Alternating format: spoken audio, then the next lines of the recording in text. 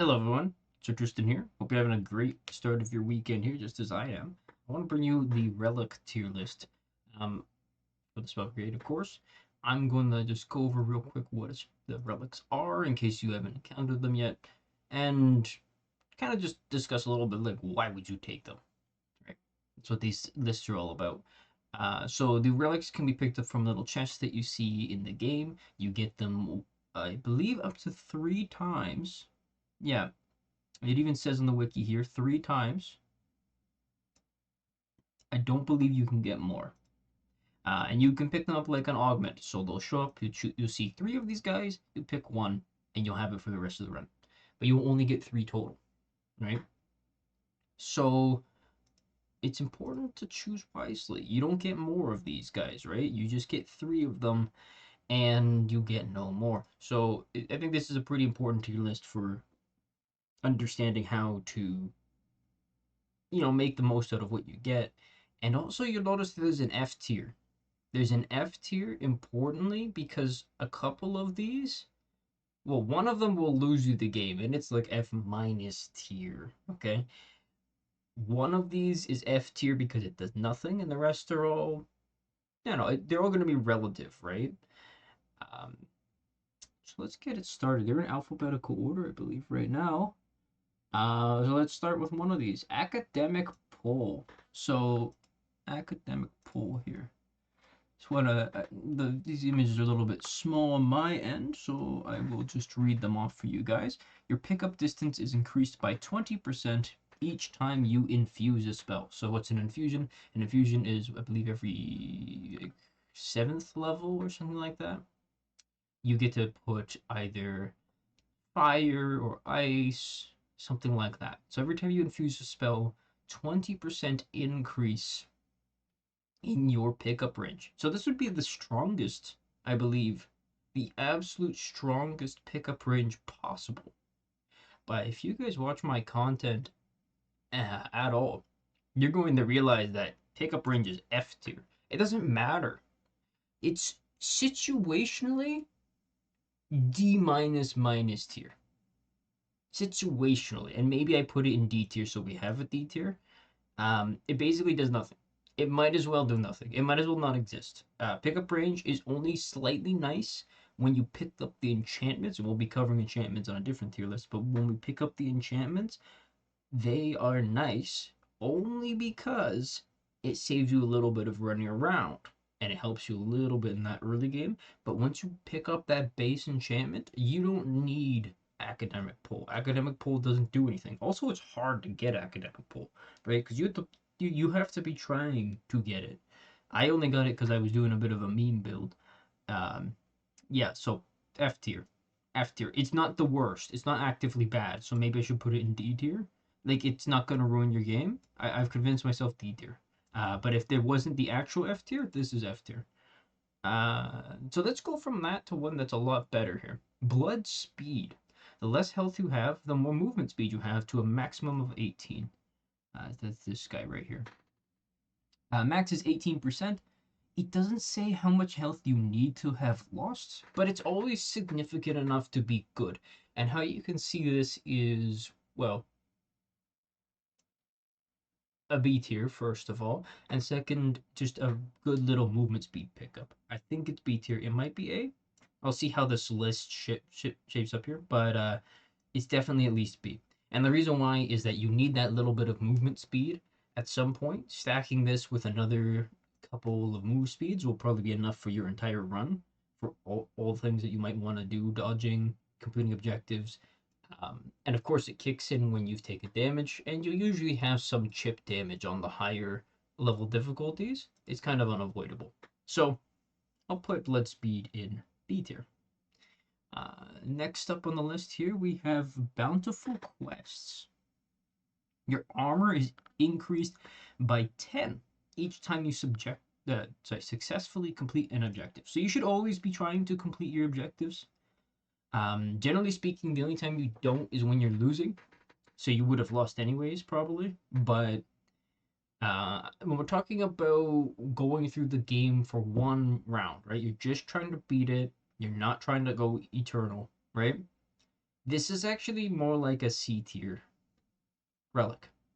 But when we're talking about Eternal, and usually when I talk about playing the game, I'm referring to playing it in Eternal, unless we're trying to do a challenge. Um, this goes up a lot. And I think it goes up, it might be our S tier relic. And I'm going to tell you why. It's infinite armor. Infinite free. You don't have to do anything other than play the game you're going to play. You're not going to choose not to do this ever if you have it. So it's just free armor. And that might mean that you don't instantly die one time when you input a wrong move, or you don't see an enemy or an attack, or you make a mistake. This can save your run, right? That's the important thing about ones that are higher, is they augment your game and make you play better or make up for your mistakes. And this one does that. Next we have Delayed Fate. Your luck is increased by 1 each time you don't use a reroll. Let me see. Yeah, it's specifically only when leveling up. I thought so. Um, but I'm just going to check that. So I think this is an example of our first A tier. So Delayed Fate is up to 10 maximum luck. So every time you don't use a reroll, you get 1 luck. So that's only on level ups, to be clear. So you just need to level up 10 times and you have 10 free luck. So that's better than a legendary relic. The reason why it's not higher is because it isn't instant and it doesn't scale forever. If this was every time and you could always bank that 1 reroll and never use it, S tier. It's probably better than Bountiful Quests. But 10 luck isn't that good. Also, if you pick this up later, it doesn't do anything. And that's true for Bountiful Quest too, right? But if you pick this up later, it doesn't feel as strong. So that's why it's there.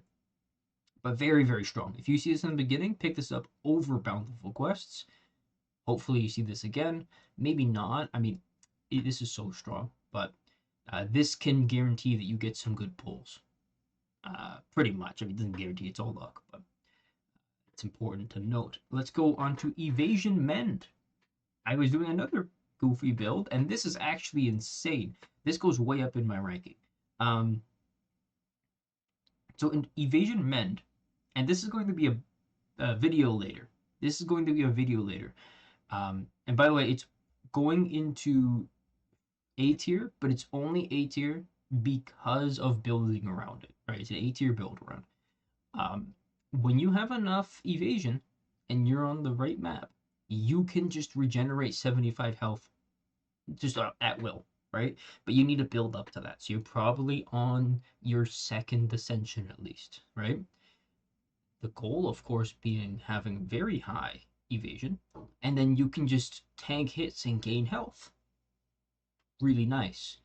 Um, it's very, very build around dependent. This is the sort of thing that catches you from being almost 100% dodge to 100% dodge. Of course, it does nothing once you're at 100% dodge. I'm trying to make a video where I get to 100% dodge. It is very difficult. I might have to play with other people, unfortunately. But yeah, this is if this is like a good patchwork to an infinite playthrough, if that makes sense. Fist of Support. Weird name. Do I have it here? Fist of Support, yeah. So your damage increased by 10% each time you help revive a teammate. So if your teammates are feeders, if they're inters, of course this is only when you're playing with other people, you get 10% damage every time you help revive them. So things to note, you can intentionally do this. So you could, on the weaker waves of Ascensions, die when you have only 1 revive left, and then let the person with Fist of Support revive you for free damage. Although, if you made it to the higher ones, you probably can't die. So, any of them you can die is when you're at risk anyways. So, usually you can't abuse this. It's still 10% damage, and we have to think of these as free, basically, right? They aren't getting in the way of our level ups, and let's just say you get 1 revive. 1 revive, and that's all you get. 10% damage. I think that's fair to say. I think that's pretty good. I don't think it's B tier, or higher than B tier rather. I think it's. I would normally pick up Blood Speed ahead of Fist of Support, right? Because you can't guarantee that your allies are going to go down, just because there's no text chat or anything in the game, and I don't play talking to people. But 10% damage is really nice. If you can get that off once, I think it's definitely worth it. If you can get it off like 5 times somehow in a game, that's great. That's amazing, you know? But it's highly dependent on you have enough revives and you're the one reviving because your teammates will just go and revive people, right? There's no way to tell them, hey, let me revive that guy so I can get my Fist of Support. So that's just something to keep in mind. Next is Go Getter's Grace.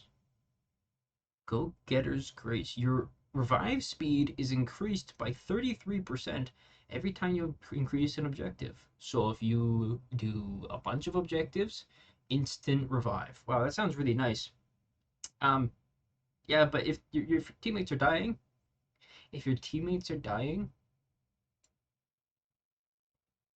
maybe this is D tier. I place it higher than Academic Pull because it actually does something, but it's still D tier. Why is it D tier? Well, you just shouldn't be getting downed. And if you're getting downed, you can usually maneuver your way around the enemies to get the revive, and you can have higher revive speed, or somebody could be playing like Campanelli and they could have faster revive speed in the first place. I don't think it's needed. Maybe you could say C tier, I think it's okay, but you want one of these. Like if you see any of these, you're never picking Go Getter's Grace, so I think it's D tier. C tier to me for this list is like maybe there's a reason why you pick C tier over something else, whereas these all make your gameplay better always, or they're really good as a build around. Next is hard lessons. Talk about build around. Um, Gain 25% more XP below 200 health. So it's very strong. 25% is a big number. Big number. But we have to be below 200 health. And we have to stay there. So your regen's going to take you over this. It's hard to stay at 200 health. I'll be honest. You have to be playing in just some sort of map or way that allows you to stay at this amount, but the payoff is huge, of course, right? So I think this might be another A tier, but it's an A tier build around, and it's really hard to play, if that makes sense. So pick this up if you are playing with teammates that can heal or revive you, and you constantly get knocked down, so the whole team has 25% XP gain, right? Then it's amazing. But this is so much work that it gets knocked down to A. It feels like an S when you're doing it right. It feels like an S, and it's definitely better than Evasion Mend. It's probably better than Delayed Fate in terms of power. It's better than all of these because it means all of this, right? Leveling up and XP means everything else, right? But it's so hard to play around that most people are gonna feel more like it's like a C tier or does nothing, right? But if you're playing around this, it's S tier, so I think it lands in A, if that makes sense. Like most people are gonna play to it, and they're gonna get A tier. They're not gonna get S tier, but you can. Next is healthy growth. You regain 100 health every time you level up. 100 health is significant. It's half a health potion. But it doesn't scale with your health, and this is my problem with healing in this game. It doesn't scale with max health. So if you pick up a health potion and you have only 900 max health as Hattie, it's the same 200 that you get as if you have way more. Um, right? You have way more health. Doesn't matter, 200. And it's the same for healthy growth. It's not your max health. So if you have 1400 health and you're knocked down to, say, 200, that means you need 12 level ups to get the full off of this. It does something, but it's not enough. It's C tier. It's an example of something like if I saw Academic Pull and Go Getter's Grace and Healthy Growth, I'm always taking Healthy Growth, right? But it's not, I don't feel happy about that. I don't feel happy about that at all. Um, yeah, just don't pick Healthy Growth if you have the option not to. it's just not enough health. It's not worth it. And when you get to the higher levels, I guess this is kind of just alluded to, but because XP gain is exponential, or XP to level up, I should say, is exponential. You get this health way slower, but you'll need the health way more, right? So you're going to be taking way more damage, and you're going to be getting the same amount of health. It's health deflation. It's not good. Next is joined protection. Your armor is increased by an amount equal to your current level. So this is a very high variance, but usually really strong armor relic. Bountiful quests is 10 every time you do a quest. So if you do 6 quests, right, you can do the math. Joined protection is one time go. So if you pick this up and you have only 20 levels, it's only 20 armor. If you pick this up and you have 100 levels, you're on Ascension 4 or 5, well, this is 100 armor. But that is still worse than Bountiful Quest, and that's an important thing to note. Even at its best, Joint Protection is still a worse version of Bountiful Quests, unless you're not intending on going all the way. Like, if the only time that you pick up Joint Protection over Bountiful Quests is when Joint Protection and Bountiful Quests are there, and you see them both right before you're finishing your first kill of the boss and you're not going for Ascension, right? You're just going for one run, then you picked up the Joint Protection and it's way more powerful. But if you intend on trying to go as far as you can, this is way worse. And that's what I'm judging this off of. But if you're just trying to get your first win, pick the Joint Protection. Does that make sense? I hope it makes sense because it does. Joint Protection. Joint Protection, I think you pick it more often than Evasion Mend, but it's weaker. If that makes sense. I hope it does. I think Blood Speed is better. You want the speed more than you want the armor. Fist of Support is multiplayer, of course, but yeah, it's good. It's a solid B tier, and if you're just trying to get one run, it goes up a couple tiers, right? Because you just pick it up, you get 30 armor. That's not bad. It goes up to A, but no better than that. And the thing I alluded to, and the reason for F tier, is offensive defense. So let's talk about this guy. It sounds really good when you think about it. Your damage is increased by 1% for every 0.25. Sorry, 1% for every armor you have. So you have 100 armor, 100% damage. Oh, that's crazy. Wow, that's great. Hold on. Why am I ranking in F tier? The other part of it, your move speed is reduced by 0.25% for every armor you have. So if you picked up Bountiful Quests, let me just explain this. If you pick up Bountiful Quests, right? Really good relic. You probably picked it up. You get 10 armor every time you complete an objective. This then starts to reduce your move speed. So that means you can't complete objectives as easily, right? That means you can't dodge. That means you can't run away. You're doing a lot of damage. But trust me when I say 1% increase in damage for the armor is not worth it. You will never be able to kill something with an additional 100% damage, for example, and get away with it because you just don't have the time. You just can't dodge anything. And if you get shot at by like the firebug guys, you're done. You're completely done. If you're facing against the boss, you're completely done. You're 100% done. You have 100 armor, right? Your move speed is reduced by 25%. If this keeps scaling, you got to think also armor doesn't increase the same amount of resistances the higher it goes. It's exponentially worse. It gets deflated.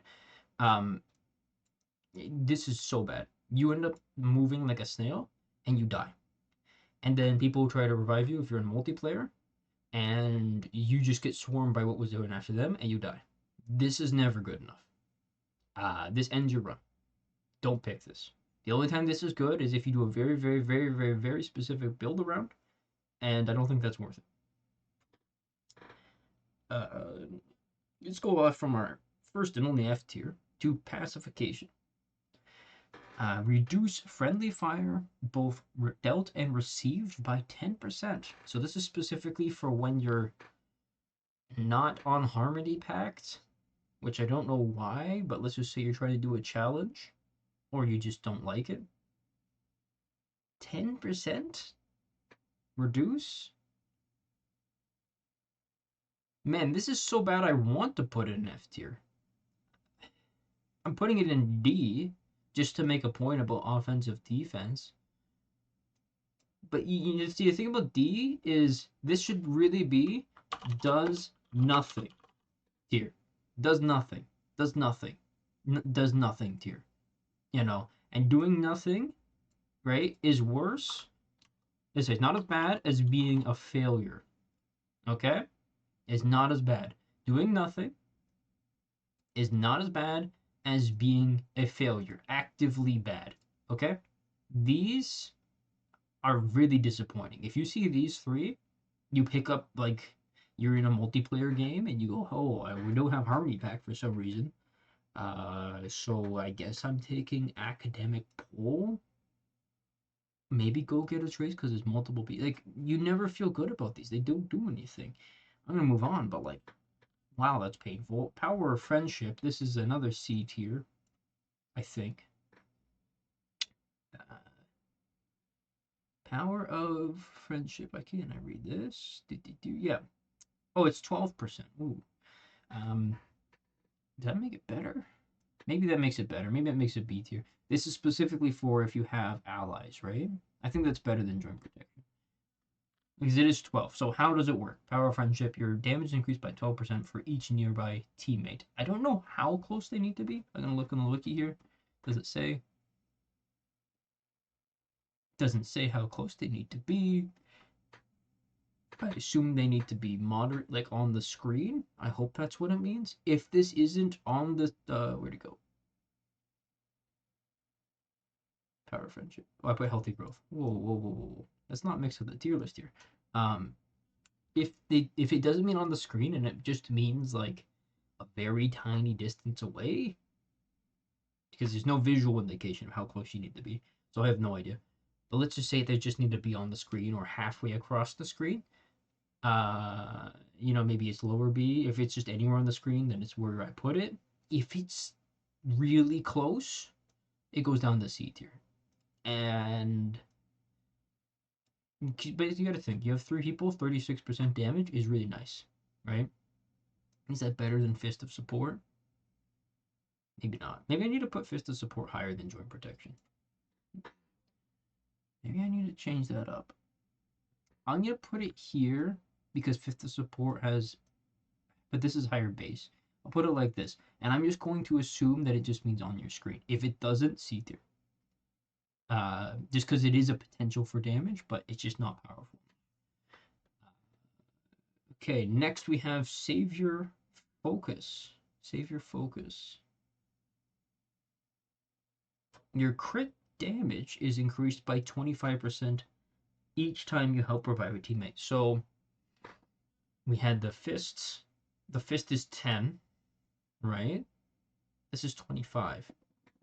So crit damage by 25 is, so when you think about crit damage is usually, well, it's based off your crit chance, and I believe the base is 22 if you have all the enchantments. So we have a 20.